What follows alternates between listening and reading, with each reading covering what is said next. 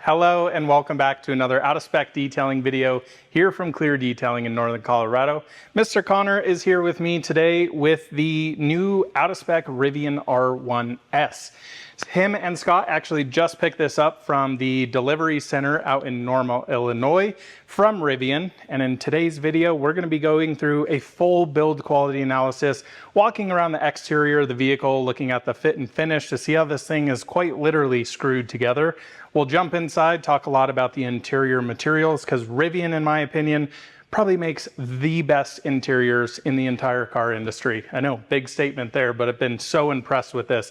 Then we'll talk a little bit about the paint, because there's some things going on with this car that I want to talk to you guys about and show you a little bit. So welcome back and let's jump into it.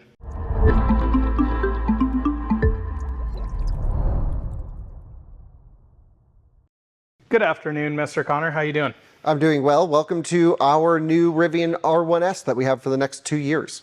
Yep, pretty darn cool. So let's quickly go through the specs. If you haven't seen the delivery video, the first wash of this, both of those videos will be in the link in the description below.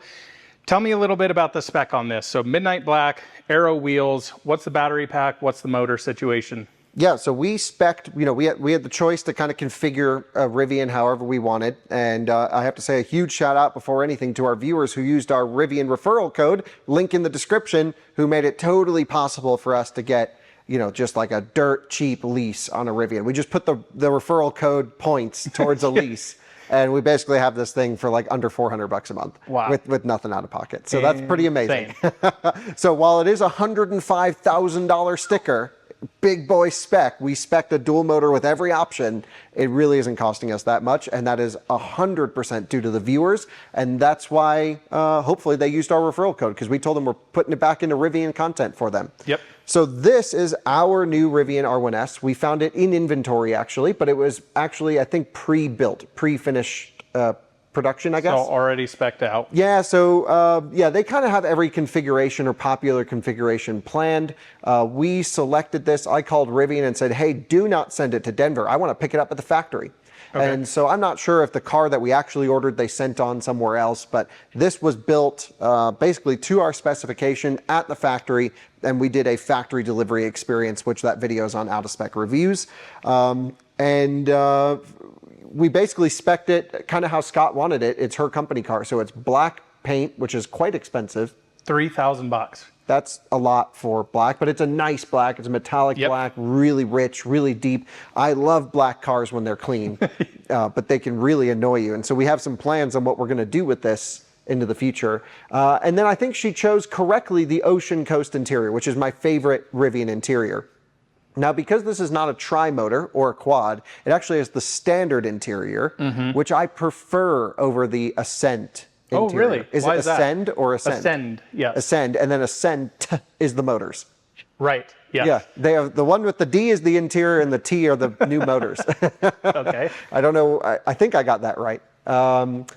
I like the base interior. We'll talk about it when we get in there. I don't really like the high-end interior as much. I hate the extra stitching. I hate the extra leather they put in places. I don't like the seat backs in those. I much prefer these. So maybe I'm weird, and I actually prefer the base headliner, which I know is also weird to you. Yeah, so this will be a good kind of back and forth, I think, because I just spent time actually with a Gen 2 tri-motor painted in a storm blue.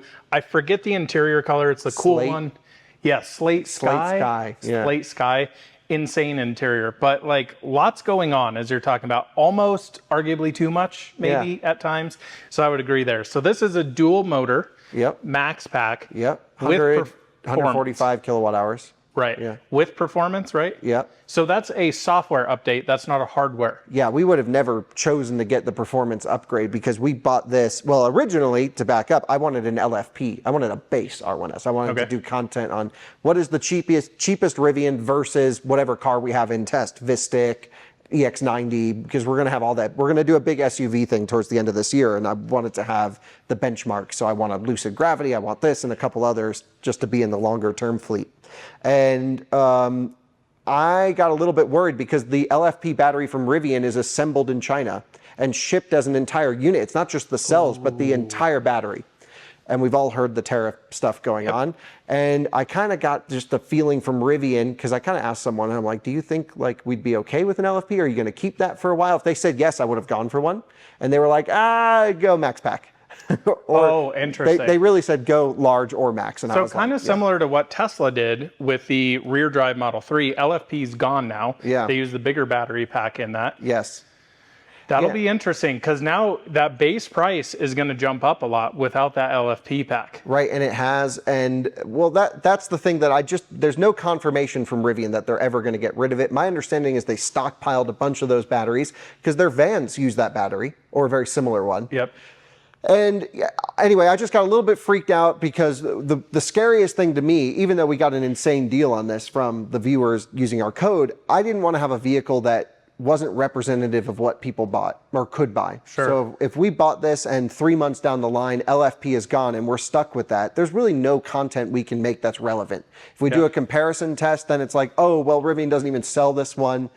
I'm pretty sure Rivian's going to keep this configuration for at least a year or two, and Definitely we have this Max for 2 Pack. years. Because everybody's wanting Max Pack. They want big range, but then they don't charge as well, which is kind of this interesting conundrum with Rivian right now. Yeah, we can talk about that for sure. But yeah, when we originally spec'd this, we spec'd it without performance upgrade, or found one in inventory without performance upgrade. And they had 2 identical ones next to each other on the website. I'm pretty sure it was the same car. They were just going to add performance upgrade or not because it's software.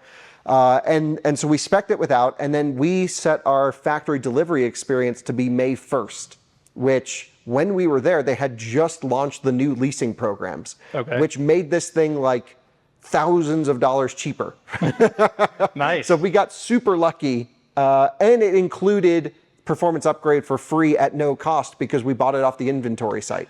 Wow. So they told us, they're like, hey, we already upgraded your car to performance. It's not going to cost you a thing. You get rally mode, you get the extra power, extra drive modes and other stuff. I'm like, that's cool. Not going to cost us anything. Love that. All good. So yeah, the sticker on this is 105. I thought it was funny they charged me destination and handling. Even though they drove it out of the factory. $1,800. Holy crap. Really? It's just baked into the price. Wow. And so there's no way out of that. And we went there, like we had to fly there, which was really expensive because to get the normal is in the middle of nowhere. So not only did we spend $1,800 to pick it up at the factory, we also spent another few grand just to get me and Scott there and all this and hotels and getting down there. Yeah. There's no Ubers, so we had, because it's a little tiny town, so we had to like find a dude with a Subaru to drive us to the hotel. It's a long story. Oh my gosh. Wow, that's pretty wild. So yeah, we spec'd it out and we went to basically see it for the first time, which was in the delivery bay at the factory. And it's exactly where I took delivery of my truck almost exactly 3 years ago. Cool. Which was really cool. So this and my truck are 3 years and a month apart. Okay. Which is kind of cool. Interesting. And it looked great there. I mean, they had it staged up. It's all in the video. Yep, looked amazing. I heard vaguely from some people that they went through this thing. Okay, so I think that's a big disclaimer with this. But it's kind of cool. It is cool, but Rivian has gone through this. So take this video with a grain of salt. I've also done some early Gen 2 build quality analysis things, seemingly that they have improved a lot of things, but there's still some things I really wish they'd kind of tighten up and massage here and there. So this theoretically should be perfect. Well, so I mean, there's no official communication from Rivian that they went through this thing, but I've got a couple things that lead me to believe it. First of all, they know we're going to shoot this video because they know what we do with every car on this channel and our other channels, which is full testing and everything. They know we bought this to test. And so we picked it up at the factory about 4 feet from where it was built, and it had 40 miles on it, or 39 miles on it. Now, where'd they go 39 miles with this thing? Test track, just doing loops. Yeah, and so I'm pretty sure they like wanted to make sure the drivetrain was good, suspension was good. There's some weird things though. It's like completely out of alignment. The brake pedal's super squishy. Like I'm not sure who checked this thing, but they might need to be checked. Might have been a late Friday afternoon. Got to hit the bars after or something. I don't know. I found a lot of problems with this thing. Okay. But I know they went through it because they also told me while I was there that they had a guy that was just like making sure they're like, Colton's going to get at this on video. Oh my gosh.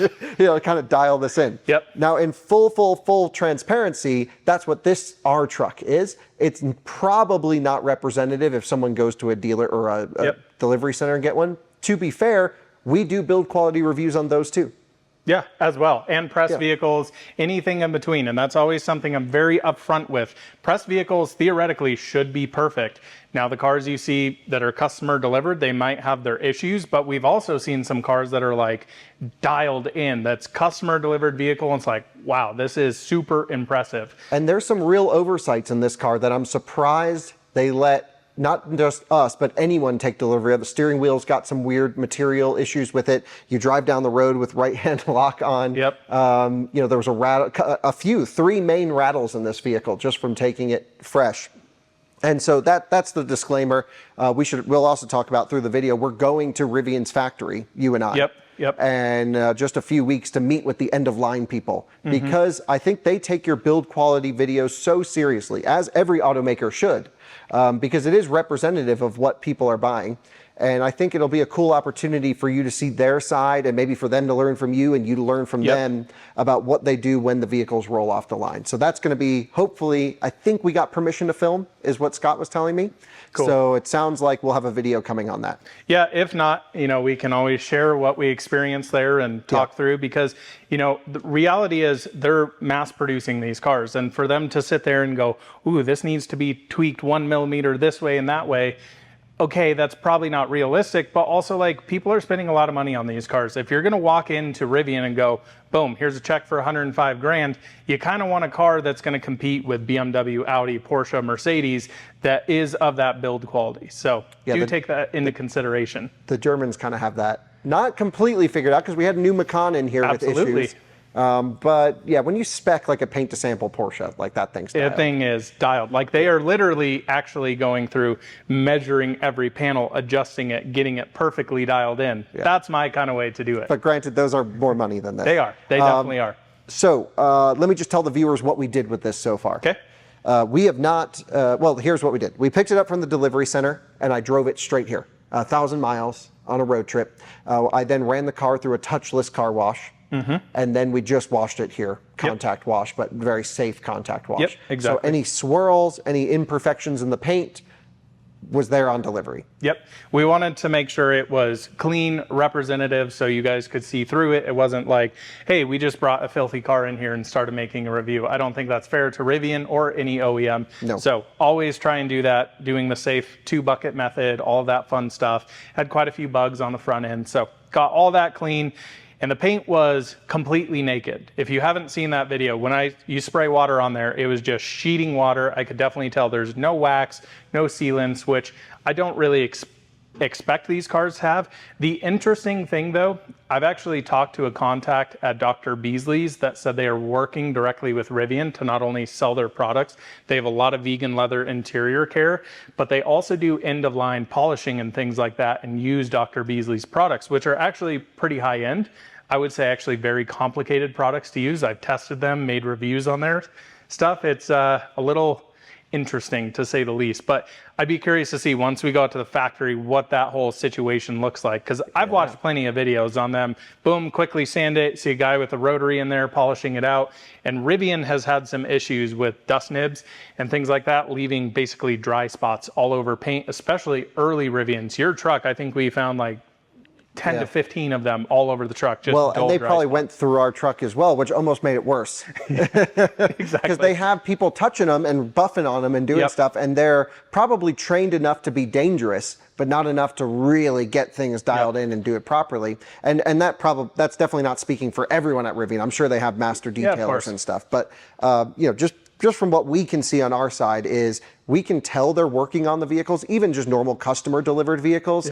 But it's not always the highest quality work. And they don't have the time that you have to go through each absolutely vehicle. not. So it's kind of one of those things, I talk about this a lot. It's either like, it's almost kind of better to do nothing and just leave it for the end professional detailer. If you're doing PPF, ceramic, let them handle it, get the car out the door and say, hey, you know, this is how the car came. You've got some dust nibs here.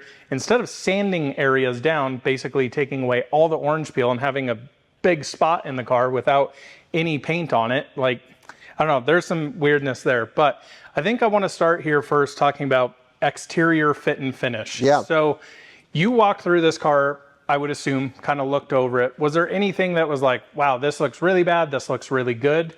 I didn't look at it. Okay. Genuinely. You didn't? No. Good. We were just trying to get in and out, film the video. I was Perfect. like, whatever's on there, Coleton will find. Because I wasn't going to be like, go all the way to the factory and be like, oh, we're not taking it. Sure. So I was just like, just get the paperwork. We got a road trip to get through. Okay. And so we took delivery of this car basically 2 days ago, exactly. Okay. So my impression, just overall fit and finish exterior, pretty good. Still some areas that kind of need a little bit massaging. So I guess we'll start here on the hood. I can already tell, Kyle, this hood is starting to sink. And this is a normal R1T, R1S issue where the back of this side here, Yeah, and really especially on this side. that side is definitely way worse over there. The rear end of these really start to sink. Actually, funny enough, my brother-in-law, John, bought a Rivian R1S and his hood was perfect. I was ready to do a build quality video. He told me he went camping. He parked the truck on a little bit of a hill, had to open up the front trunk, closed it, and the entire rear end sunk down on it. Yeah, so let's open up the mechanism so we can Yes. kind of show exactly what's going on with that. I think there's a few issues here. My theory is this is a large hood. It's and you dripping have, just because we washed yes, it. Yeah. you have a lot of kind of pressure going through these. And my kind of theory behind these over time is all these components start to shift. I also think because Rivian has a single hood latch here, it also causes some issues driving down the road, which you notice on the road trip. Yeah, so what's interesting is I think the issues I'm getting from going on the road trips are, and every Rivian does this, I got 2 issues with the hood. It's so flat that when the sun's kind of in front of you, it shines straight into your eyes. Oh. I'm just getting, and that's the same in my truck, same in this. The surface, whatever, just reflects and blinds you. But also the whole hood here in the middle buffets at like 70 plus miles Oh, really? an hour. Even up here in the middle? Yeah, so down here it actually doesn't seem too bad. It's all what's going on in here. And you can see all this flex when I put some especially here. This is just super light pressure, dude. Yeah, honestly. And the camera can pick up, the lights moving. But this is the thinnest piece of metal. And that's probably needed for pedestrian crash because the car has to be like a soft pillow when you run into someone. Yep. But it just means that the whole hood is going Yep. down the road. And I'm like, damn, this thing's $100 grand and it's vibrating everywhere. Yep. I've also noticed it here on the headlights because you basically have no latch. I mean, you can see how much I can move that hood up. Yep, same here as well. Yep. So you have a lot of flex in and out right there. And I've been in Rivians driving down the road, heavy headwinds, and the whole hood sitting there shaking. I really wish they'd basically take that one latch, boom, put it on both sides, really secure that down. I almost have a theory that would fix this potential area up here too, of sinking, just having more kind of contact points on Yeah, it. so cost would increase. Yep. But potentially safety and also just those little things, perceived quality would go up. And if you look at Polestar or Volvo, they do the double latch. Yep. But you always see them where they latch one side and not the other. Yeah, because you push down on one side and then the other side sticking up. You're like, wow, did you get into an accident? Or no, they just didn't push the other latch down. It's like every Polestar 2 in existence. Exactly. Yeah. So fit and finish here. I'm going to have Alyssa come a little bit closer into here. Honestly, looks pretty decent here. Again, I can still feel that the rear end here is sunk, moving down with this line, looking pretty darn good. I will say the hood is sitting up ever so slightly a bit compared to this front fender on this side. Same here. Really, same. Yeah. Yeah, Alyssa, come over here to this side. You can really see this gap kind of protrude out there. Absolutely. What's funny is this side is worse up front and this side is worse in the rear. Yeah, so it's gotten kind of wonky throughout for sure. My impression though is this is pretty acceptable. I would say so for sure. Yeah. I mean, these gaps are a little large. Let me actually go that one's grab big. my little Gap tool. gap tool here. The one thing that I always look for while Coleton's doing that is this particular matching point right here.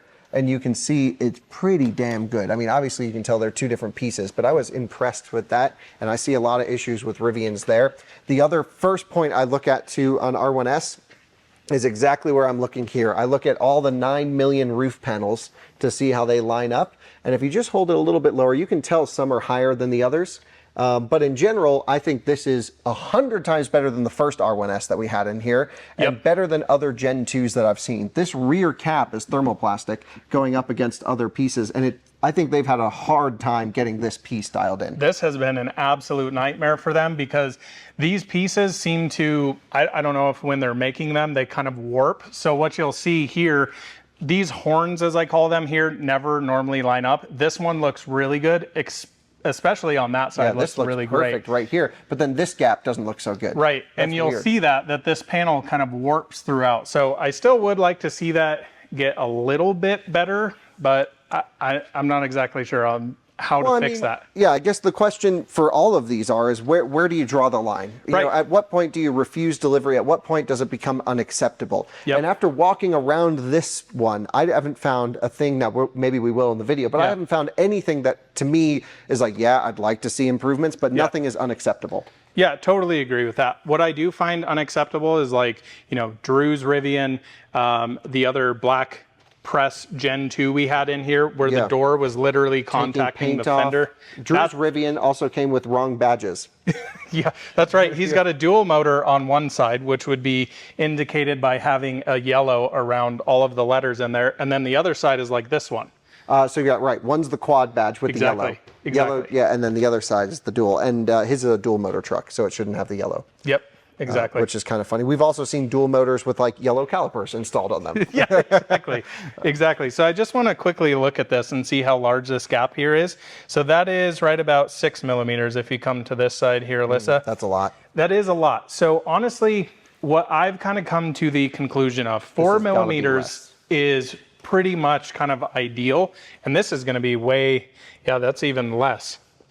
So you can see over here, that's right at 4 millimeters there. So a 2 millimeter gap difference side to side is actually pretty excessive. Yeah, that's big for sure. You know, Coleton, while you were gone, I was telling the viewers, they made this thing so complicated with a million trim pieces that all had to line up. Yes. And I thought for Gen 2 they would have streamlined a lot of this, but there's just a bunch of shuts and closures and you know, Windows things going on that they really, there was no way around it. But this dark out trim package that we have here, really they did a nice job on. Yeah, I really like the dark out package. The only thing that kind of bugs me and is kind of strange, the Rivian emblems. Yeah, why are those still bright? I don't know. We got to talk to Jeff Hammoud, who's the designer at Rivian, and ask him what's up with that. Also, there's something going on weird with these emblems. They are never that shiny. These look like chrome. Yes. Normally, they're supposed to be kind of more like this, I would say, like more of a satin, stainless, kind of brushed aluminum type feel. My theory is this has been polished because the rear emblems are exactly the same way. So they just brrr. Yeah, because you hit those immediately with polishing and they turn just completely glossy, having that matte finish on there. So when I'm polishing cars, always have to tape those up or remove the badges, polish it beforehand, boom, then put the badges on. We'll get to the paint because I've got a lot more questions on that as well, but all of these pieces seem to be pretty good. Like there's nothing majorly wrong. I really have to commend Rivian on the door shut lines on this one. This one is great. Bang on. This is really good, especially this area right in here. To have this all pretty much perfect throughout, very impressive. I genuinely wish they could do that with every car because some of these I've seen are really bad. Your trim here actually fell off your truck also. Yeah, it looked great until it didn't. then it just fell off. Well, we ripped it off. It was metal. Yeah, these are actually metal. They're also a pain in the butt to polish because they're metal and they're kind of like this single stage paint. So you get a bunch of residue coming off, which is also interesting because this up here is single stage paint. The thermoplastic back there is not. Oh, so you need to do a completely different polish method on this piece versus that piece. This, it'll turn a brand new pad black immediately. Wow, that's super surprising. Yes. Okay. It's very strange. And they also have a lot of weird texturing, which I've already seen on the other side. It's kind of weird. I don't understand why they do that. Okay, I need to complain for a second. Gen 2 door handles, not a new issue. No. I checked every handle in the delivery bay, and they're not doing it right now because we have it in car wash mode. But when they pop out and pop in. Well, but also we just washed this and they won't make the noise when they're wet. Oh, okay. But it didn't make the noise when we picked it up, and it didn't make the noise for the first day. And we got to about Omaha, Nebraska. And then they all started making the noise at the same time. Oh, they just did it. Just squeak. And so I don't know how they were programmed to all start squeaking at the identical time, but they all just started. It's like they just had a few times they needed to get kind of bedded in. They're like, let's get these guys out of here. It's good now. See you later down the road. But all the Gen 2, the door closure, the handles, they just went so downhill from the first gen, which that's something you're interacting with every day. I can actually get over it personally, but the squeak noise I cannot. Yeah, for me, it's like door handles are always, there's only a few things you every single time you drive a car, touch. Door handles, steering wheel, blinkers. Those all need to be very high-end touch points. This to me does not inspire a $105,000 driving experience at all. And what's crazy is the Gen 1s did. Absolutely. I remember you saying every time, and I still remember this, you're like, it's giving me a nice handshake when I put you my walk hand up, in here. hey, how's it going? Exactly. Get in there, and they were perfect. It was funny, Scott, this didn't close. You got to slam the rear doors on every R1S. Everyone. Scott was like, this thing went to sleep in front of the factory, and like we had all the Rivian people out. They were like saying goodbye, thanks for coming, whatever. And she's just sitting there like this, just pulling on the handle, and then waiting for the computers to wake up. and they were all like, what? Because they do fall asleep, and then because they're electronic, they don't wake up. Yeah, I mean, it was like 5 seconds or less, but it was still like I could just feel the eyeballs on you. Get out of here. Exactly. So and I didn't say anything. I was nice. I didn't put anyone on the spot, but I was thinking, God damn it. Yeah, I hear you.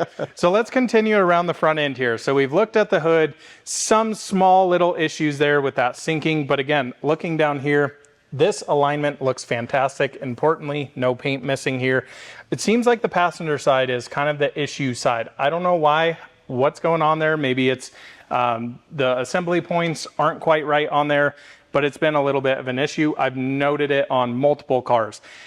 Moving up to the front bumper, this actually looks really good. Actually, surprisingly, way better than Macan. Macan, this was where we were having quite a few issues on these. Porsche had a really hard time getting paint to match on the bumper and the bumpers to fit on Macan. And here, Rivian has this whole front end dialed in. And again, very complicated. Many different materials, many different surfaces. Like, this is not an easy to put together vehicle. And my impression is it's perfection up here. It's really good. And they've changed quite a few things on Gen 2. Like even just the texture on this plastic is different from yours. It would always look water spotted on the early Gen 1s when I would clean these. This is such a better material. So it's basically the same as over here. Looks great. Love that this looks a little bit more streamlined. And of course, you've got new headlights. These all fit amazingly well. One of the things I've seen on quite a few Rivians is this area not quite lining up to where they're sunken down or have a huge gap. This actually looks perfect throughout. Totally agree. Zero complaints up front here. Are these always this color, or is that because of the dark out? Dark out. So this is dark out, and this whole underbody piece here. For $1,000, it sounds expensive, because I was telling Scott, like, if we didn't get one without dark out, I'm sure Abstract Ocean or one of these companies who sell the vinyl kits we could get. But for $1,000, they kind of do everything. Well, this goes 3 feet underneath the front end of the truck. That's kind of worth it. That is, for sure. That should be standard, though. Yeah, again here, this polished emblem is just... So either they redid the emblems, which is possible. Definitely. Because this is the newest production one we've seen. Yeah, that's definitely true. The one that I just worked on was a November delivery. Yeah. So going on about 6 months, they were definitely not shiny. So something could have changed there. I do want to check for them all to be that same consistency. Yeah. I kind of feel like maybe they changed that part. Yeah, definitely. This is all looking good throughout here. One thing I do want to check, has Rivian made this better? Oh, no. And look at all the water that got in the charge port. Yeah, I mean, that's pretty normal. Okay. You also said earlier you were getting water in the front trunk a little from the car wash. Yes, but it could have also been from the mobile cable that I used. We'll keep an eye on that for sure. But this to me is just janky. Well, I broke mine on my truck. I know you did. I walked into it and snapped it and had to go in for service. And they warrantied it, which was nice, even though I crashed into it. Oh. I don't know if I told them I crashed into it. I was just like, it broke it. Nonetheless. Yeah. Coming down the driver's side, this looks perfect. I've never seen a Rivian where every single one of these line up absolutely perfect. If they all came from the factory like this, I would be so happy. So do you think they did that specifically for ours, or is that we just got lucky? I've seen them getting better, but I've also seen still on Gen 2 trucks where like this piece is almost touching here, and then you have a gap where you can stick a pinky finger back here. Yeah, these look identical. Perfect. And even this alignment here looks great. This alignment on the door, this alignment on the door, no notes. And you're not looking just at the actual gap, but also the height difference. Exactly. Between the two. Looking at this body line come through, looking at this body line, the flushness here, all of that looks great. And when you look in the driver's side rearview mirror down the side of the R1S, it's dead straight as an arrow. When I look in the rearview mirror of the Cybertruck, It's 500 different angles back there. You know, but all of the commenters would say you have your mirrors adjusted improperly. Oh, why? Because you're not supposed to see the side of the car, so it doesn't matter. Oh, well, that's annoying because you do want to see the edge of the car. Exactly. So you have a reference point. Exactly. Just had to put that in there because I always get that comment. This is pretty good compared to what I've seen before. Not perfect, but pretty good. Yeah, definitely not perfect. These are all just clipped in. Same with a lot of OEMs. Tesla is like this. I mean, all of these components just basically clip out. This looks fantastic back here. We should also mention the wheels, Colton, because these are quite complicated, and we've gone for the Aero wheels because I figured if we're going max pack, let's go max range. Now, I believe these Aero wheel discs pop out. They do. That's Oliver. What you doing, bud? Oliver's hanging out. You can with Alyssa. put him on camera, Alyssa.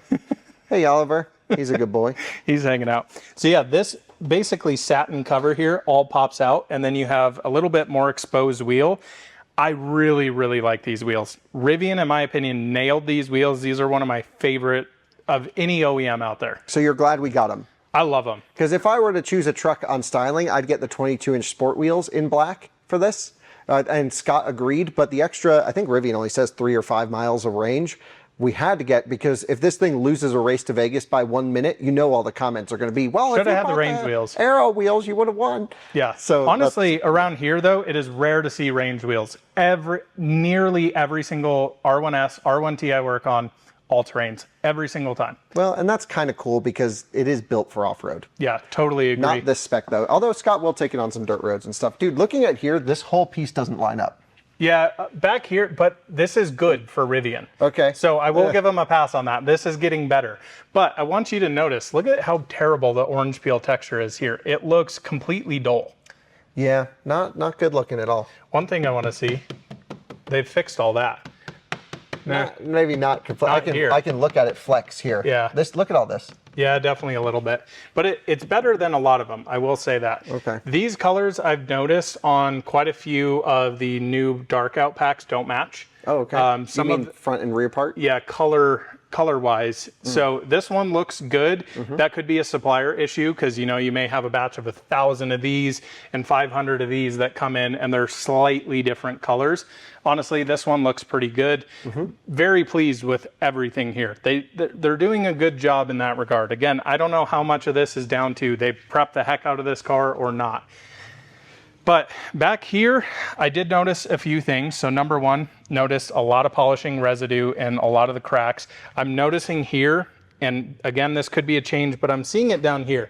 See how this is basically kind of a satin color on that R1S badge? It's not super shiny. Then you come up to the R, the I, the V, and they're literally glossy. So that to me tells me that they actually polished this whole rear end, and I can see polisher marks in here in the sunshine. So lots of stuff has been done on this particular one. So do you think they polished the entire truck? It's so easy to tell with the scan grip light, and we'll go around the truck towards the end of this, or the SUV. And do they normally do that to your customer vehicles, or did they do that because they wanted it to look good? It's really interesting. It seems to me they went through this stage of they would do nothing, so they would leave literally dull sanding marks everywhere.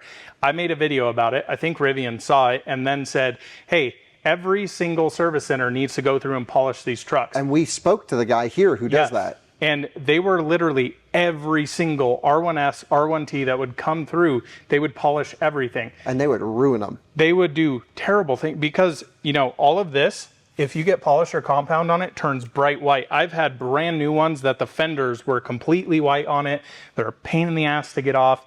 Not a fun situation there. Then I made a follow-up video and things started to kind of mellow out. So it seems like they do watch our stuff, which I absolutely love, but like the execution of let's go crazy to not crazy, back to crazy kind of. Well, I know they watch your stuff because they invited us there to go talk to them about this particular issue. True. Yeah. So I would like to see less polishing on cars. Let the professionals do it. Let me go spend 30 hours on a brand new car like I do, getting paint dialed in, coated, all of that fun stuff. And I think everybody would be happier. So let's take a look at the tailgate here really quick. Gen 2s pop. They make you think it's not going to open, then they open. Yeah, super smooth. Everything back here looks good. I mean, fit and finish is perfection on these panels, in my opinion. Really good. Nothing makes noise. I've had this thing open and closed a bunch. Works perfectly. I wish they would dampen this. That's always been my one thing with this, just how it... Also, 105 grand. In an X5, I can hit the close button and boop, boop. Yep, everything closes. Again, cost. I understand Rivian's at the point now. I mean, all your financial folks that are watching this video will be like, they need to bring costs down. But like, these are quality of life things that you have somebody, my friend Nick, that's coming from an X5. He immediately said, wow, that's really kind of annoying. You have to flip this, then press the button for that. And then you kind of have that flopping around. I'd like to see that dialed in on Gen 3. Mm-hmm. And the rear bumper, even where like the trailer cover is, everything fits perfectly down under here.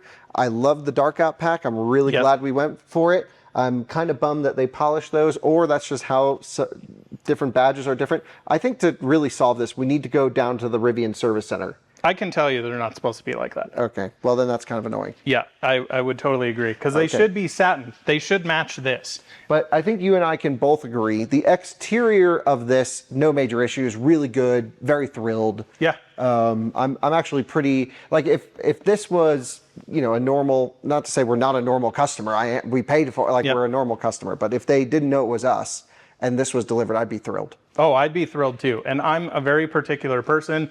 Anytime I'm picking up a car, I'm walking through it. You know, like my Model 3 that I got, my 2023, having every single door on the car adjusted is really annoying. Taking delivery of a car, I work hard, I want to buy nice things, and then you go buy this car and it's like, oh, it's got to go in for service right away to get fixed. That's not a fun experience to have. Now, I've got issues inside. Okay. So we do need to bring it in for service. Okay, fair so enough. We have that same experience. But on the outside, good. Nice work really to good. Whoever prepped this thing. Yes, Thank you. very good. But we'll also talk about the paint, because there's a lot of stuff I don't like there later in the video. We'll get to that. But why don't you hop in the back seat and let's get in. Colton, welcome. Welcome. Welcome. Welcome and welcome to the inside of our new R1S. Before we get into everything in here, I just looked at the comments because our delivery video went up, and so many people are commenting about our steering wheel. Yep, it looks terrible. It looks terrible. We noticed it like pulling out. Yep. And I forgot to put it in the video, but I knew it was going to make it in here. This is all messed up, dude. What the heck? What is going on there? And there's a dead spot, which you can't see. So like all of this has pretty consistent padding. Yeah. Right? And then there's like just a dead zone at the bottom. It feels identical to grabbing my weenus. I don't know why that's the first thing I thought about. But it's if you do this at home to the viewers right here with the weenus on the back of your elbow. That's amazing. That's what this is. Okay. So we got a weenus steering wheel. We've got stretch marks all over our steering wheel. Oliver's trying to get in the car right now. He's climbing in. Hi, buddy. But, yeah, we don't want to shut the door because he'll jump on it, I guess. Yeah. Hi, Ollie. So that's a real problem. Yep. The second problem is I have to drive down the road like this. So that's an alignment thing that I've seen a lot from both Rivian and Tesla. Oh, hi, Oliver. Hey, Oliver. Can you just sit down? He's going to hang out with us. First dog in the new Rivian, buddy. Good Yeah. job. This is going to be a dog car, so it's totally good. Oh, Charlie's coming up too. This is boy. mayhem. This is absolute mayhem. Okay, come on. Get down. Go, go, go. Guys! Charlie, get down. Oh, we... What are you doing? You trying to make it in the extended cut here? Just a party with a party. Oliver!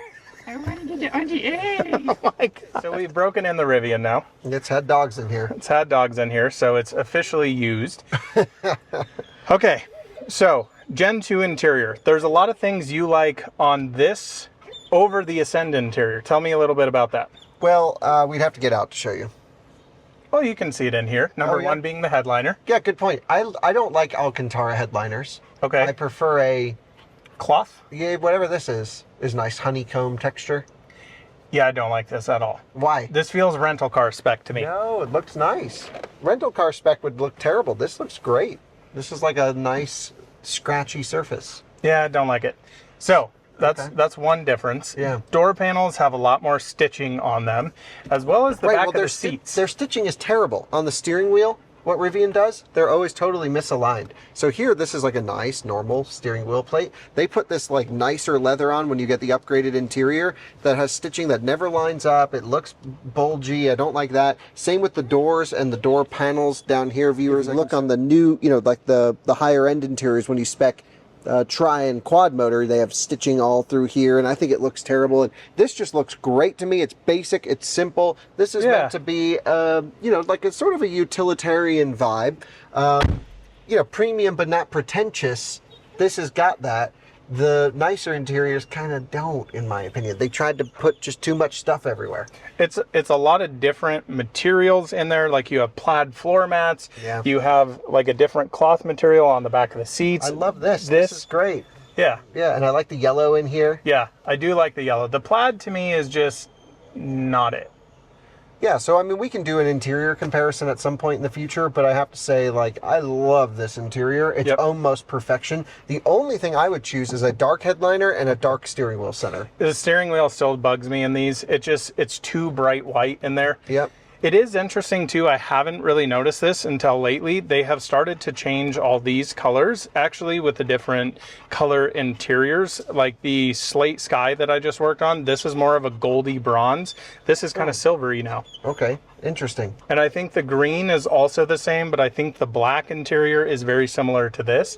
One negative here, if you do touch this, I don't know why you would touch this, but every single one of my customers' trucks, R1Ss that comes in here, it always looks like this. Just fingerprints. And they're a pain in the butt to get the fingerprints off and get it de-smudged. So that's not super great. Have you noticed any sort of NVH issues in this, rattles? Tell me a little bit about that. Yeah, quite a few. So first of all, R1S, they're not the most silent vehicles on the planet. Right. And so you do get some road noise coming in, and especially some wind noise with this being quite a large and tall vehicle. However, in terms of rattles, so the Gen 2 sound system has been something I've been complaining about since day one. And it was unlistenable early on until I got in this truck. And it actually doesn't sound half bad. Like Really? I'm not going to say it sounds great, but I would give it like an almost, like on a scale from 0 to 10, maybe like a 4.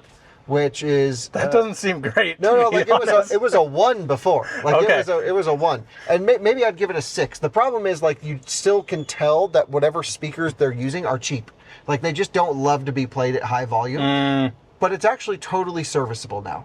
Okay. And I actually turned on for the first time ever whatever they did with software, because we have the premium sound system. Last night driving home from dropping Andreas and Scott off, I was taking this back up to the hub. I actually put on music and enjoyed listening to music for the first time ever in a Gen 2 Rivian.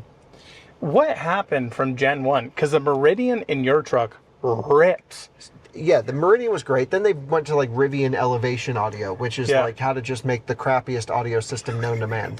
And then they put that in the truck. And I'm not sure why they would ever do that, but it was terrible. I don't know. I don't know if it's as bad as Kia EV6 with Meridian though. No, it's way worse. It was. Oh, that's bad then. It was unlistenable. Like, the sound would come from right here. And so you'd hear a voice, and it was always behind you.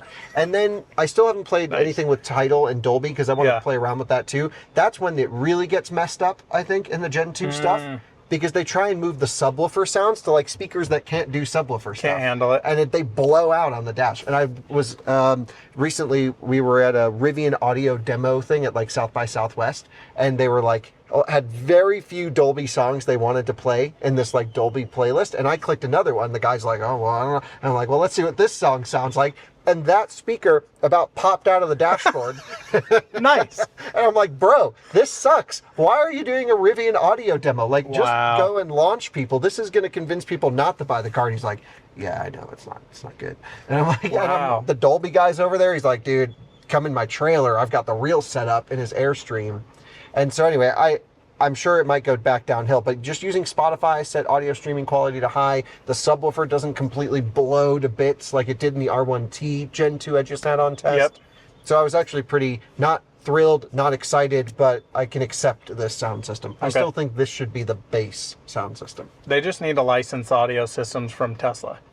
Yeah, which probably won't happen, but like just go to Bang & Olufsen or Bowers & Wilkins, like what just do what the Germans do. This really seems like a car that Bowers & Wilkins would fit in to with the yellow cone speakers, all the cool stuff in there. Yeah. That would be legit to see. Yeah, and Meridian fits with the brand. They do Land Rover systems. Yeah, and like, exactly. If you're getting a new Range Rover with like the top million speaker Meridian system, it bumps. Yeah. It's just the one thing these really, really need. But at least it's not like a reason not to buy the car, which is what it was.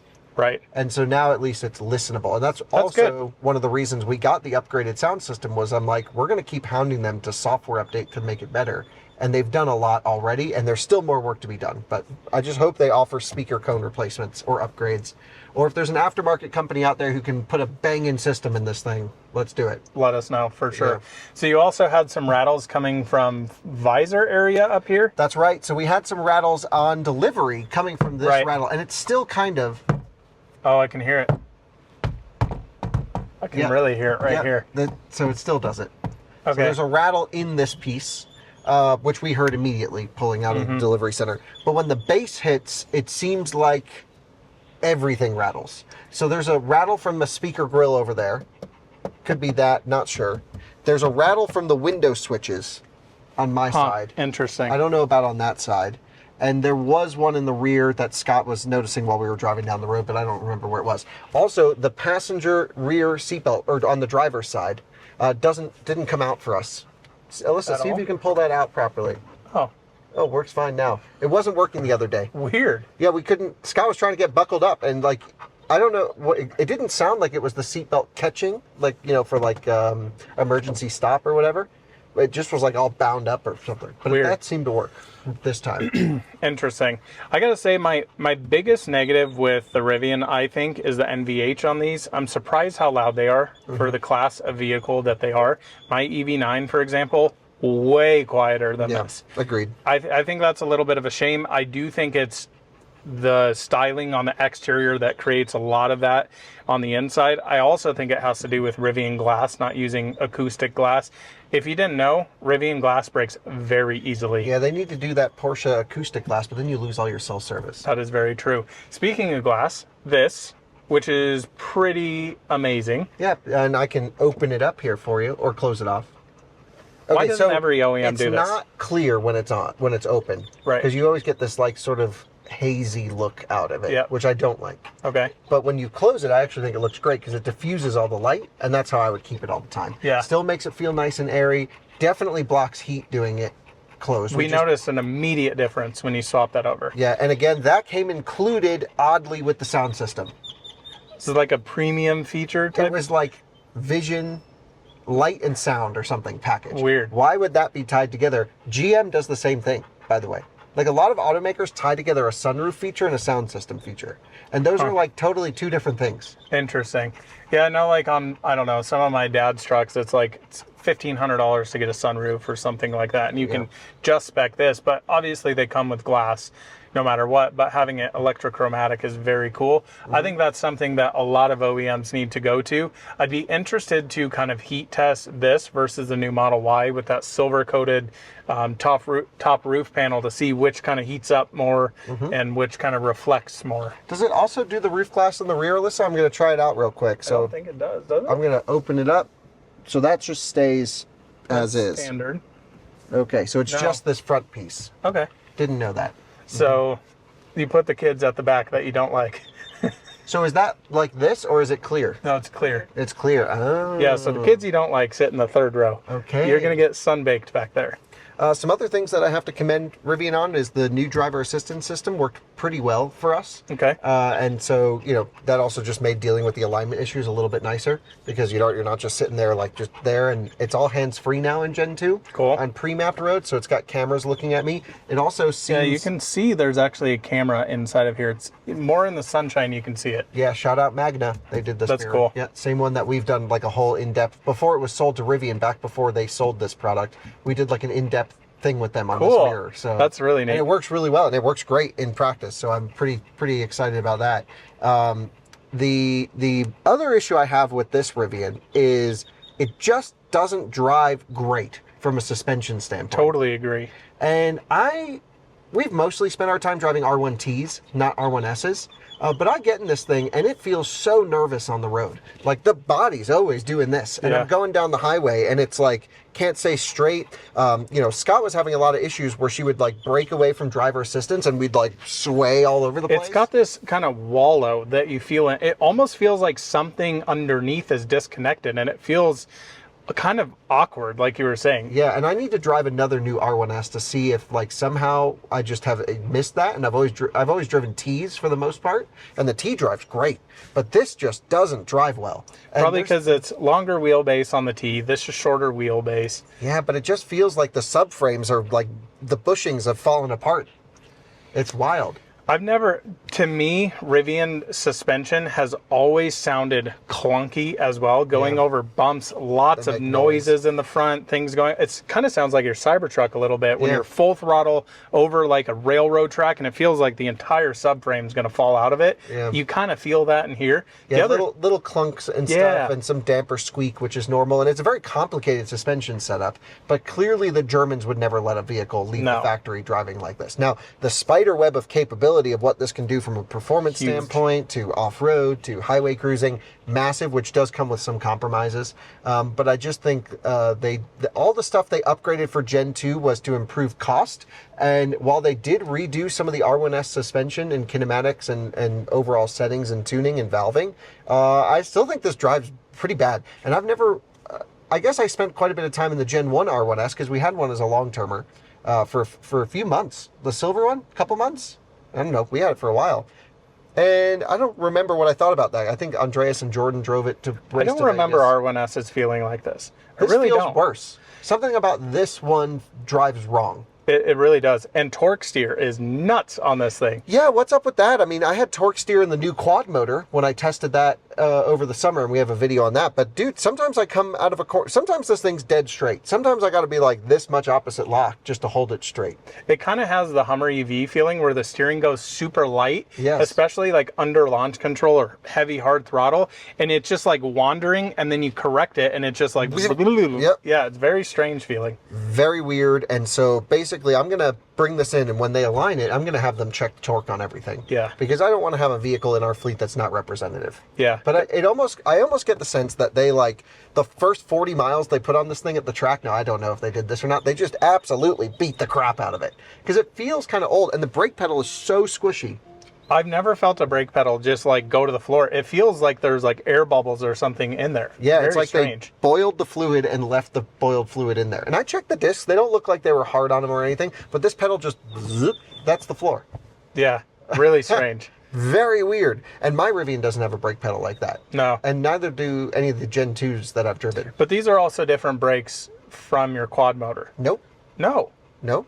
I thought they were. They're Nope. just painted Yep. or unpainted, I guess. Yep. Even the new quad motor gets these brakes. That's dangerous. Here's 1,000 horsepower and the same brakes as The good news is you can only Base. use 1,000 horsepower a couple times before the battery overheats. great. That sounds good. Yeah, this is why I was kind of disappointed with Gen 2 in general, is like all the stuff that you and I care about didn't get improved, and like they just went to reduce cost but then presented it as a next generation product. And made it also way more expensive. And yeah, exactly. And so I was just like, yeah, this is annoying. Regardless, we had to have one because it's got better compute Yep, power. yep. And the driver assistance is a big improvement. And there's some other things I totally love. But just the nervousness that I get while driving this, that my truck just is so nice to cruise in. It really is. It feels totally different. Totally night and day. It feels like your truck is Gen 2, this is Gen 1. That's how they drive. Yeah, it's really strange.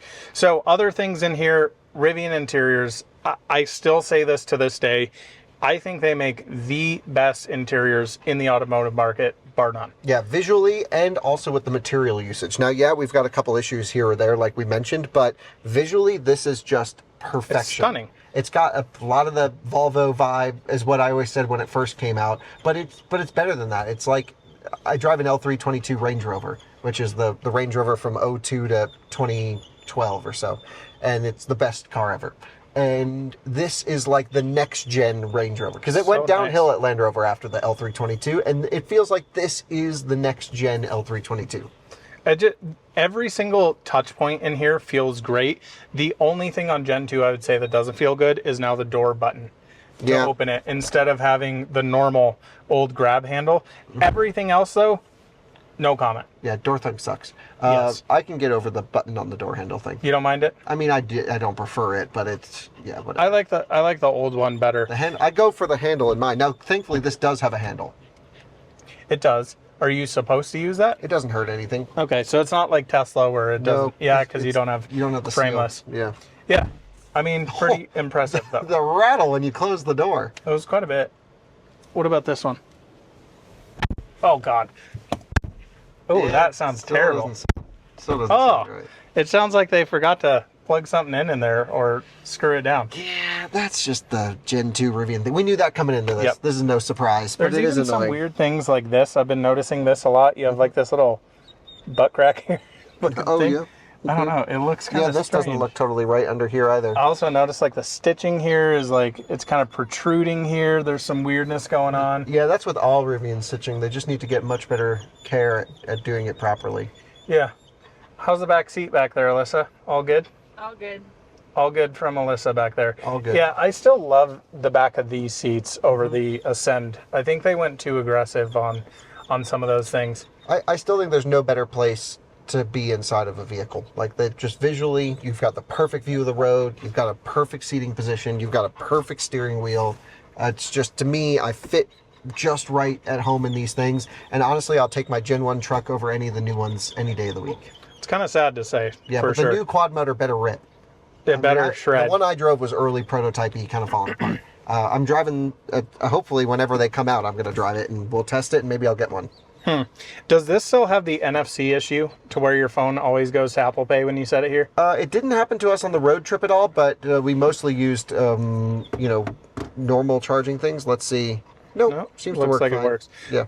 This is still not improved enough. I've heard this from many Gen 2 customers. Yes, it's nice having this, but the phone still slides. So the problem is when you're here and you hit the brake, so watch this, it'll be, do I have something, hold on. Yeah, no, so the phone's all the way back here, just to show everyone. So let's see if I can, why was it not charging there, Colton? We'll put the phone on. Yeah, it's not even doing it, is it? Let's throw everything in there. There, it's There it charging goes. now. Okay, then you hit the brakes, whoop, phone goes up here.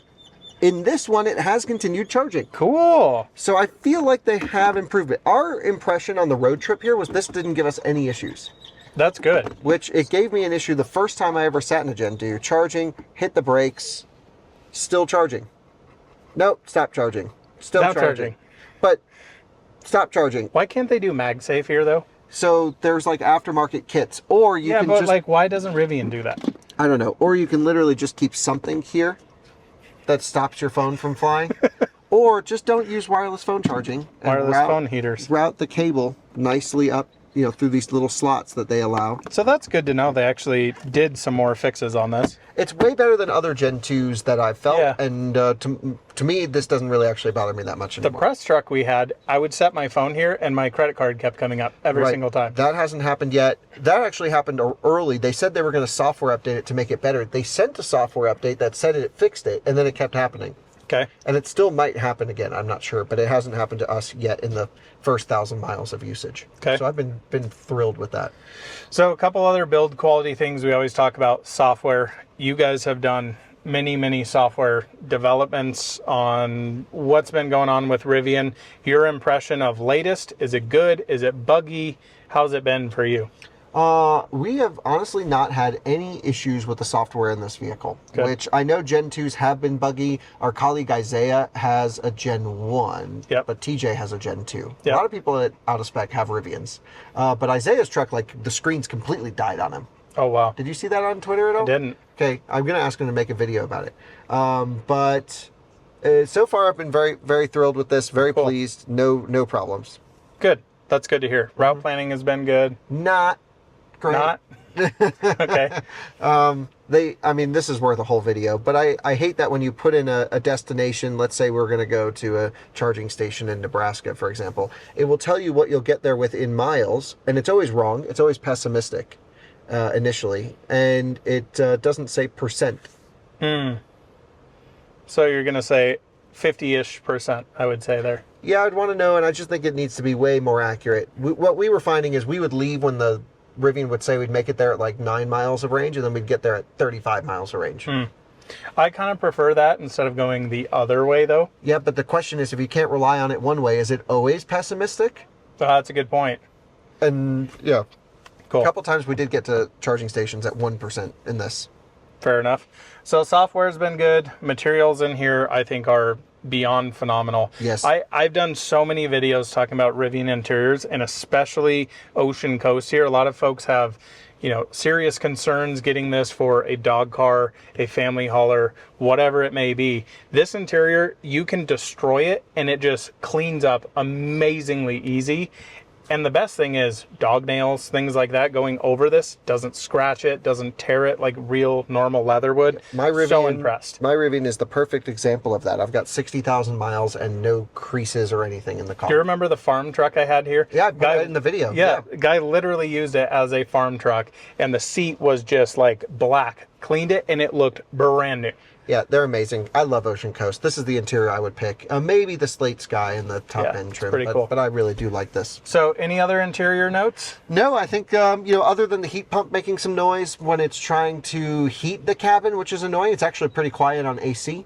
In general, I just think, everything here is as expected, except for a couple extra rattles that I didn't like, and the steering wheel I'm going to ask them to replace. Yeah, this needs a new steering wheel. Even this, just how this kind of bulges out. And it's weird because like the top of this is perfect. Yep. It's almost like they overstretched it here and had too much material.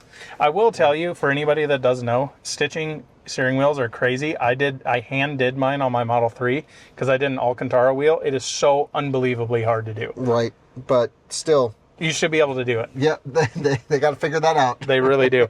Okay, last thing I want to talk about is the paint, the kind of prep they did outside. So let's jump outside. Paint quality. So last thing I want to touch on here is looking at the paint. So it sounds like they have polished this a little bit. They spent some time doing that. I've seen quite a few areas where I can definitely tell they've done some polishing on it.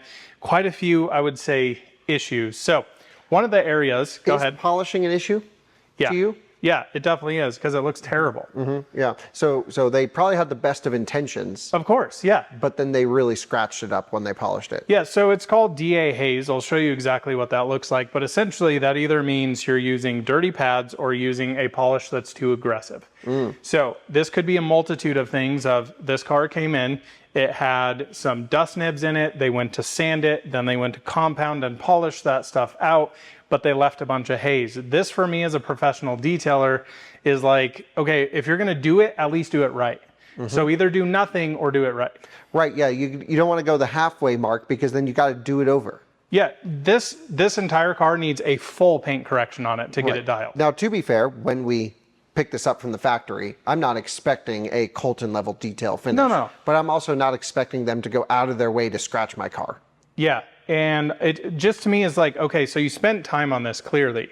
Why spend that time if it looks terrible? Well, and I guess maybe the idea would be it looks better than before. I arguably think it looks worse because the paint looks very dull. Okay, so they doled out the paint and, it is what it is. But for no question, Rivian has done that. We've seen them do that to, like we mentioned, maybe in this or a previous video. Yeah, in this video, yeah. Yeah, they did that to everything at the delivery centers. It was a mess. I couldn't believe it. So it's possible that's just the factory delivery process. The vehicle's sitting on the lot outside for, 3 weeks or whatever it was till we picked it up. And then they just get all the crap off of it and send it down the line for delivery. It seems to me like I get this kind of conundrum they're in where they have very little time with the car. They're trying to make it look as good as possible. But to me, they're actually making it look worse. And for end users, I mean, coming up to a car that has badges that shouldn't be shiny. For example, if you look at this emblem over here, this is how that back badge should look. See how it's that's so nice. And then the back one is all shiny because they went through and polished it. And I will tell you, that rear area sucks to paint, correct, and polish because around all those letters, if you don't tape every single one, you get a polisher on that, it immediately turns shiny.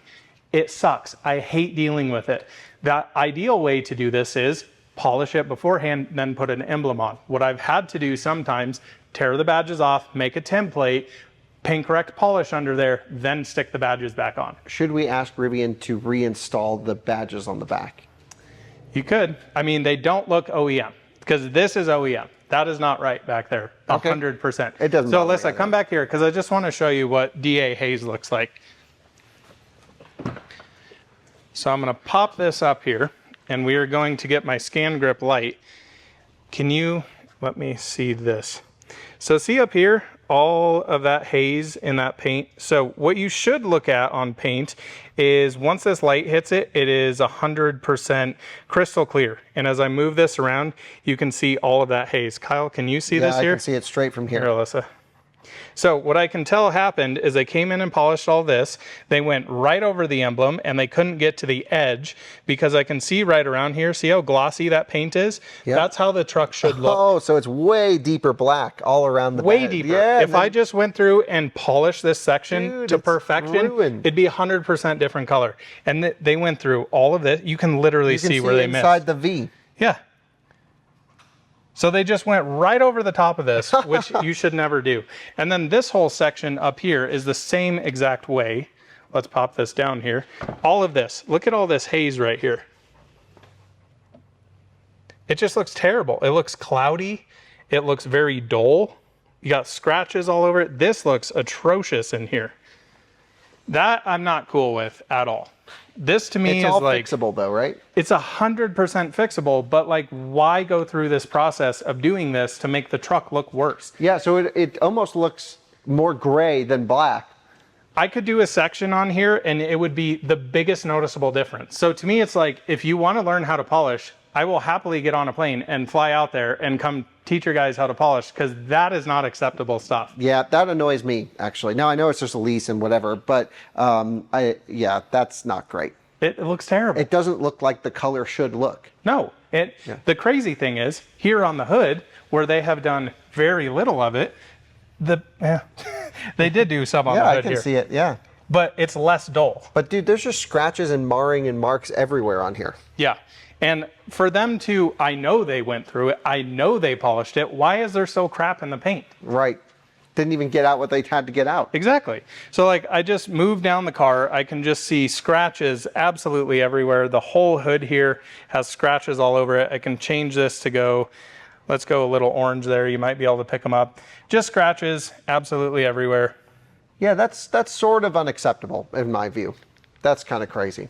But I would be Just don't touch it. That's what I they would should be do. so less annoyed if they didn't polish it and it just had scratches in it. But like, intentionally going through polishing it and then doing a terrible job just looks bad. Yeah, not great. Totally with you, dude. That's not cool. So let's continue around the What side. do you think about the paint itself? The color, it was $3,000 extra. Is this a $3,000 paint job? No. Okay. But I understand where they're coming from of like, you have to have options. I just don't quite understand, like, what makes this $3,000 over LA Silver?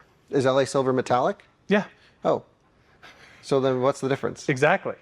We got to And then what's the difference between a $1,000 paint job or a $2,500 paint job? Yeah.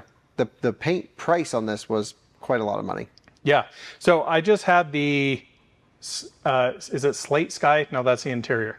Yeah. What's the Storm? blue? Storm blue. Yeah. So I just worked on one. Beautiful metallic. The door handles had zero metallic in it. Oh, Nothing. do these have metallic in the door handles? Let's see. Oh, yes. Yeah, Absolutely. complete glitter bomb. What I've noticed though on Rivians, especially Rivian blue, it has this it's a very different metallic. It's kind of sporadic, if you will. Then you get to the front bumper and it's like a glitter bomb. Huh. It's like you would have a dot here, here, here, and here, and then everywhere else on the bumpers, it's just metallic. So they really need to work on the consistency from all the Yes. different suppliers and the paint Totally, booths. totally agree. I mean, I understand these areas are plastic, they're painted differently, they have different prep on them. I can't get through my head though, how you can have different size of metallic, different quantity of metallic. That makes no sense to me. Yeah, that should be dialed in. That should be just a 100% standard. dialed. I mean, it's a color code, so that's a little weird to me. I do want to look at these bumpers and see if I can see any difference. So I would say this isn't as bad, but the fender definitely has more metallic than the bumper. Oh, yeah, absolutely. Can you guys see that on Yeah, camera? the fender's got way more metallic than Yeah. the charge port door. So this is opposite of like Rivian blue, which is weird. Huh. So, okay, Rivian's got still some dialing in to do. Now, is that a purchase, I don't think issue. so. No, that doesn't bother me too much. The metallic is just something that twinkles and catches your eye in the backdrop. But it's also, if you hit it in the right light, you're going to notice it. And it could look like, I mean, Tesla is notorious for some of the worst. I mean, you look at some of these Quicksilver cars, your dad's, for example, Brandon's, for example, the bumper looks like it's been hit. It's been resprayed by, you know, the cheapest body shop possible. And they didn't even come close to matching the color. Dude, Brandon's Model Y, it's like 2 different cars. It really is. Really wild. So that's pretty annoying. Okay, so we have 2 things to talk about here. Yep. First of all, ignore what they did to the paint and the actual guy who polished it. The actual quality of the paint and the panels and the vehicle itself, what would you rate this out of 10? 10 being GT3 paint to sample plus, 0 being, honestly, that Model Y paint matching situation. I would probably say like an 8. The fit and finish of this particular car, very impressed with. Really, really impressed with.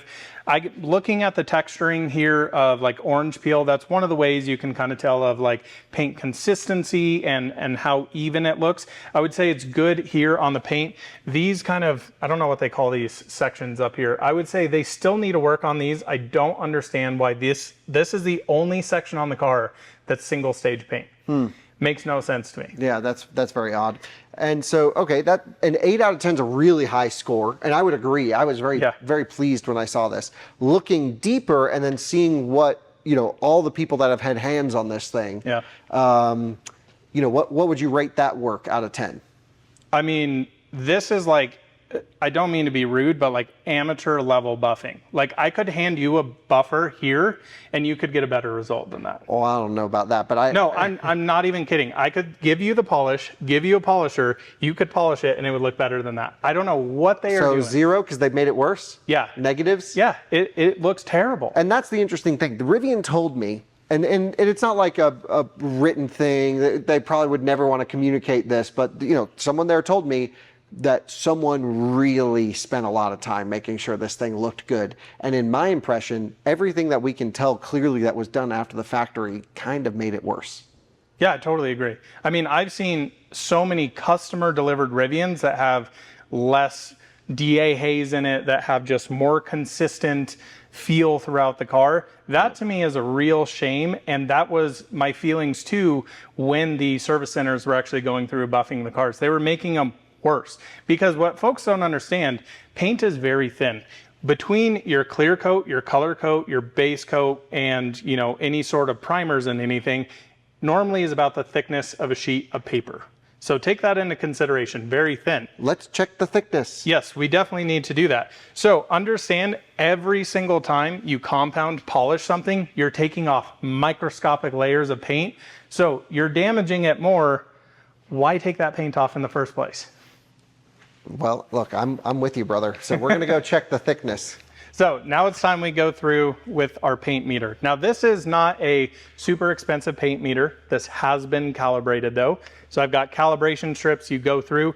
This is going to get you within 1 to 2% of what it actually is. We got to get a legit one. They're like very expensive. But to me, here's the difference though. Yeah. Okay, if you go to Harbor Freight and get a tape measure and go to Home Depot and spend $100 on a tape measure. You can spend $100 on a tape measure? Easily. Is it going to be that different? I use my phone, which is probably worse than both of those. Exactly. So this is going to get us a rough idea. This is not going to be like, oh, you have 30 mils of paint when you really have 3. Right. So it's within a reasonable area. You're in the region. Yes. For those of you that don't know, you can get paint meters that are $5,000+. Insane. One of those companies should send us one. Absolutely. I would love to do that. So let's take a reading here. So 547, which is actually on the high end. Okay. Seems good. So on average, paint, all OEMs that I see, 4 to 6 mils. That's kind of the industry standard, I would say. So again, consider that. That's your primer. That is your color coat. That is your clear coat. There's some other layers in between there. You can have multi-stage paint. This has got the metallic. Exactly. So all of that adds up. And that is really 4 mils is about the average of a thickness of a sheet of printer paper. Okay. Pretty thin. Very thin paint. So what we're looking for here is consistency throughout. Very so that's nice. a 598 through there. Wow. A 579. Very so that's nice. really good. So what I want to see here is consistency, not only between panels, but as well on a single panel. And Rivian has not been one of the amazing ones in the past, I'll be totally honest. What were those readings you just got? All great. Wow. Yeah, they're all Let's right check in the fives. up over in here. So I've had Rivians in here that, you know, you'll measure the hood, it's, I don't know, 3.5 mils, and then you go to another panel. Yeah, this is amazing. Really good. And it's at like 8 mils. Oh. So it's like huge discrepancy there. So the hood is textbook on this thing. So that's a 527, 531, 547, 541. Are you kidding me? I want to show you here too. So this is PPF down here. So that's 11. Okay, yeah, well, that's... So you can see the thickness there for sure. So let's come down the door here. 523. If we get fives all the way around this, that was a 5.2. We're doing a whole video just on 4.7. that, if that's the case. The most consistent paint we've ever seen. 5.9. 5.8. Dude, no way. 6, pretty thick, but that's fine. Oliver's choking. dying over there. 4.59, so that's a little lower. But in the region. 4.82. But they put the least amount of paint where I want the most amount of paint. Sure. Inverse that, please. I get it. Gravity when you're painting. 4.55. That's still within tolerances of being very good thickness of paint. Yeah. I just want to go around this. I want to see how far they can go here. 5. 5.8. Let's go right in the center of the door. Wow, dude. I've never seen anything like this. Holy crap, dude. This is nuts. Rivian, good job here. As I say that, 4.3. Maybe they compounded a little more there. They could. On it, I'm blown away right now. Blown away. This is so good. This is amazing. 4.84, 4.87, 5.74. That is still amazing. Like within a mil, unbelievable. What do we have up here? This area, I have a theory, is going to be way off. 3.81. Yeah. Always up here, they have very little paint. Yeah, 3.5. I don't know what it is with this stuff they do on this. And that's what's getting hit with the sun all day. Baked. And a single stage paint. Yeah, that's wild. If you don't know what single stage paint is, essentially the color is within kind of the clear coat there. So there's no top clear coat. So when I go and polish that, I'm not kidding, a brand new bright yellow pad will turn black. But then this doesn't do that. Yeah, so they need to clear over this. Yeah, totally agree. Put more paint on that. But that's really impressive. 105. Charge me $105,050. So back here, this is all plastic as well. So you can't measure any of this stuff, Yeah, which is a shame because I would love to measure what that area is where they went to absolute town. And that, I'm sure their polishers aren't taking into account that this is a different material than metal and polishing accordingly. Yeah, so that is one thing. I mean, that's a huge difference. So that's 5.3 up here. Okay. Compared to, 3.5. So this area has always been an issue. Okay. Why? I don't know. Same with Lucid, actually. Yeah. Lucid areas, that kind of silver top portion, or when they switched to the stealth one, the area up there has always been terrible. So I'm just walking around to the other side, but I just talked to Lucid about that. It came up. Someone got an answer as to why they're all thin. Okay. I don't know what it was. Oh, I thought you were telling me some really... No, I meant you got to call Nick over there. He knows why. Okay. 6.6. They were telling me it was intentional. So they're probably trying to make it as eco-friendly. Yeah, as eco-friendly. And that's been a big topic in the detailing industry, is we're now having to go to all water-based paints, which there's some more issues with that. Get a lot more orange peel. VOCs are a big thing you need to consider. Worth a video. Absolutely. I just don't know that much in depth around it, so I would like to find somebody. Yeah, if someone, a viewer is an expert, please reach out. Dude, this is insane. Rivian is getting their paint quality dialed. And this is not like, I know how they paint these cars. I don't think they specially painted our car by hand or anything like that. Well, we selected an inventory car, which means it was built before we, I think. But the paint is like amazingly, impressively right in the region. And is that normal to what you see on other Rivians? No. Okay. Like I was saying, I would have like sections that are like 3.5 down here, and then where that Rivian emblem is up there, it'd be like 7 mils. So maybe they've updated the paint shop programming. Definitely seems like it. Again, paint consistency throughout to me and orange peel looks Did you get the driver's good. door? Yeah, we got some in here, but Okay. I've been But no panels have been painted or anything. 597, It's all OE paint. 6.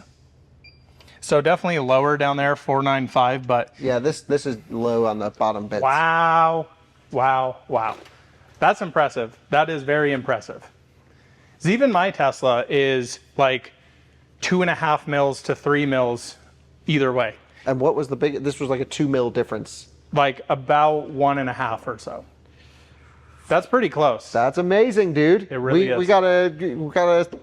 Yeah, well, we're showing them right now. Yeah. I mean, that's pretty cool. Big, that's really impressive. Because like I've worked on some pretty special cars. I mean, you know, you get to paint sample Porsches, you're spending $20,000+ on a paint job, that type of level cars. And you want to talk about consistent paint, that is consistent paint, but this is like right there. Very nice job on the paint thickness. Love Just that. Don't polish them. Yeah, please don't polish these, or genuinely, I will fly out there and teach whoever is doing that how to do it. Yeah, because this one got a little ruined from that. Definitely So, did. To finish this video off, what are we going to do with this thing next? Yeah, so we've been talking about that. We've got some kind of ideas. We're also going to give, you know, the viewers a chance to tell us what you think would be interesting. I thought it'd be really interesting to pretty much only wash this car with brush car washes, as much as that kills my absolute soul as a detailer. I keep posting this and a lot of people are like, listen, I don't give a crap what my paint looks like. It's convenient for me, this, that, the other. Oh, and on the other hand, my paint's perfect. And I'm like, well, that's not possible going through brush car washes, but okay. Yeah. So my theory, it would be very interesting to perfectly polish this thing, make it 100% immaculate, show you guys what it looks like, and then only run it through brush car washes. Kyle also thought it'd be really interesting to leave one side essentially naked, zero protection on it, and then on the other side, do paint coatings, do glass coatings, do trim coatings, wheel coatings as well. And then we can see side by side what that actually looks like. Now, I will say with that, one of the only issues is even if you ceramic coat a car, you should never take it through a brush car wash because it's micro abrading the coating away. So I think we'll see a high amount of coating failure there, which it is what it is. Yeah, I don't really care. Would be interesting. But I think it'd be, because I have this conversation with a lot of my customers. One of the things when they call me, they ask me, okay, I want to get this done. I go, okay, how do you wash your car? And if the conversation goes from, hey, I take my car only through a brush car wash, I go, okay, let me be totally honest with you. Do not spend your money with me because this car is going to look like crap in 2 weeks after you take it through once. It's going to degrade the coating and you're going to be frustrated with me. So if that's the case, don't do anything. Just do what you keep doing. So I think that would be a really interesting series. I'm curious to know what you guys would think. I think it'd be insanely insightful, especially being a black painted car. It would show everything. Which is what you want, because you want to know really what the damage you're doing to the paint. Yep. The damage will be the same. It'll just be easier to see. Yeah, you have day one, paint's perfect here, and then boom, 2 years later when we go to turn this thing in, whatever it is, give updates in between. I think it'd be fascinating. Okay, so let's do it. Love it. Okay, that'll be really fun. With all that said, I would say overall impressions of this, the best Rivian I've seen so far. Yeah, for sure. Just a little bit of interior trim, some rattles, little things here and there. No car is perfect. We have not seen a perfect Rivian yet. I actually think my Rivian came pretty perfect from like a fit and finish good. stuff, but then the paint had a lot of issues. Yeah, for Rivians, for sure. This is one of the best examples I've seen. Again, take that into consideration. I think they knew who was taking delivery of this car, that we were making this video. I am impressed. I just wish, like, do that to every single car. Kill it. Okay. Absolutely kill it. The paint stuff, just stop polishing the cars or actually have somebody respectfully who knows what they're doing polish cars. It's an art form. You really have to know what you're doing. Every paint is different. I can take a black Rivian, an LA silver Rivian, a blue one. They're all going to react different. You always have to use different pressure, different speed, different amount of compound, different polish, different pads. That all plays into this puzzle piece to make it look perfect. So I'm impressed. I think Kyle's impressed. Hopefully we can get some of those suspension adjustments. And I think this thing will be pretty awesome. Yeah, it's going. I'm going to schedule a service appointment. We'll see if it takes as long as my R1T, which was a 2-month wait. It still hasn't gone in yet because it's not for another week. So I'm going to schedule this service appointment now. And thank you all for watching. Should be pretty cool to see what the heck happens to this thing over the next 2 years. Definitely. We'll see you in the next one soon. Bye-bye.